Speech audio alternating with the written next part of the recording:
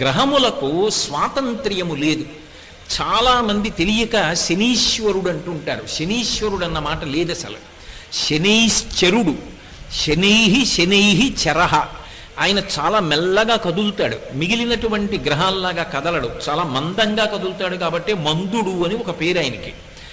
శనీశ్వర గ్రహం అనాలి తప్ప శనీశ్వర గ్రహం అనకూడదు. ఈశ్వరత్వము లేదు గ్రహములకు. అవి మేమీ ఫలితం ఇచ్చి తీరుతాం అనవు. పరమశక్తివంతమైనటువంటి పరమశివుడు ఎక్కడున్నాడో ఆయన శాసనానికి అవి వశవర్తులవుతాయి. అవి వశవర్తులై ఆయన చెప్పిన మాట వింటాయి. నవగ్రహములు ఆయనకి కవచమై ఉంటాయి. అయినప్పుడు ఆయన చేతిలో అవి ఒక ఉపకరణం లాంటివి, ఆయన తీసి పక్కన పెట్టేటటువంటి ఒక ఆభరణ విశేషం లాంటివి అవి.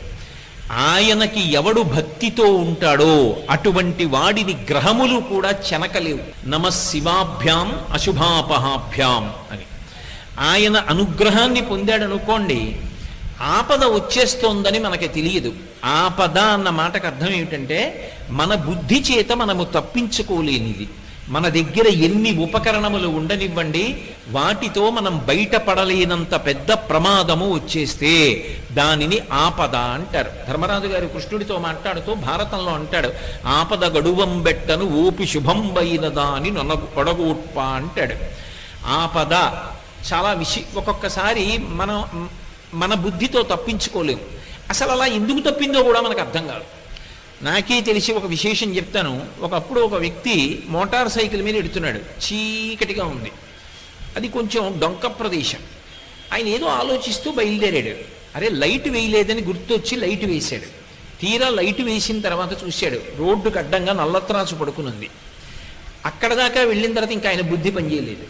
అకస్మాత్తుగా బ్రేక్ తొక్కాడు, బండి అయిపోయింది. నల్లత్రాసు అటు వెళ్ళిపోకుండా ఇలా వెనక్కి వచ్చింది. వెనక్కి వచ్చి పడగ విప్పింది. మోటార్ సైకిల్ మీద ఉన్నవాడు రెండు కాళ్ళు దాని మీద పెట్టడుగా.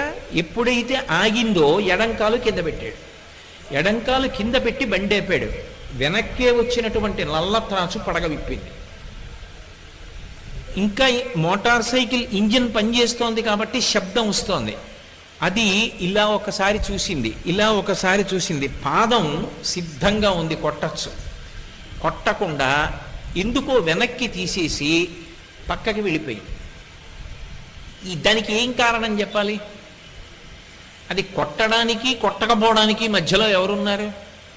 అప్పుడు ఆ వ్యక్తి చదువుకున్నటువంటి విద్యార్హతలు తీసుకురాగలడా, లేకపోతే నాకు బ్యాంకులో ఇంత డబ్బు ఉందని తీసుకొచ్చి చూపిస్తాడా, నాకు ఇంత పరివారం ఉందని చూపిస్తాడా, నాకు ఇంత సరస్వతీ కటాక్షం ఉందని చూపిస్తాడా?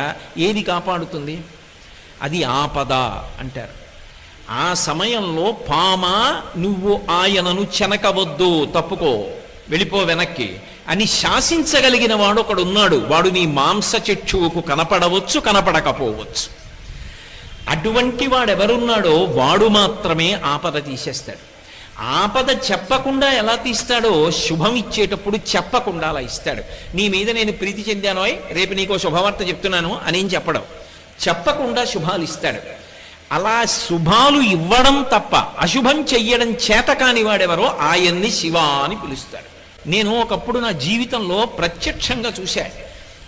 ఒక చోట ఒక ఆయన ఒక వ్యక్తి యొక్క జాతక చక్రాన్ని చూశాడు. అన్నీ అద్భుతంగా చెప్పాడు.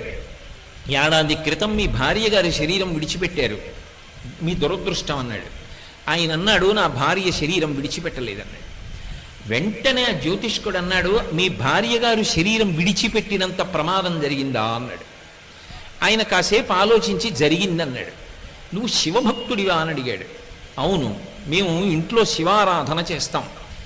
శివారాధన చేయడం అలవాటుగా చాలా తరాల నుంచి మీ ఇంట్లో ఉన్న కారణం చేత యథార్థమునకు శరీర పతనమైపోవలసిన నీ భార్య శరీరము పడలేదు, అంతవరకు తీసుకెళ్లి వదిలిపెట్టించేశాడు ఈశ్వరుడు. శివభక్తుడవు కనుక ఆయన అనుగ్రహము చేత గ్రహములు శాసింపబడ్డాయి, నీ భార్య బ్రతికిందన్నాడు. నేను అక్కడే ఉన్నాను. నిజంగా నేను ఆశ్చర్యపోయాను. ఎందుకంటే అతని జీవితంలో ఆ సమయంలో జరిగినదే అతని భార్య వెళ్ళిపోవలసిన స్థితే నాకు తెలుసు. కానీ ఆమె బ్రతికింది. ఆమె బ్రతకడం వెనకాతల ఏ మర్మమున్నదో వచ్చిన జ్యోతిష్కుడు చెప్పాడు. అంటే శివ శాసనము అంత గొప్పది.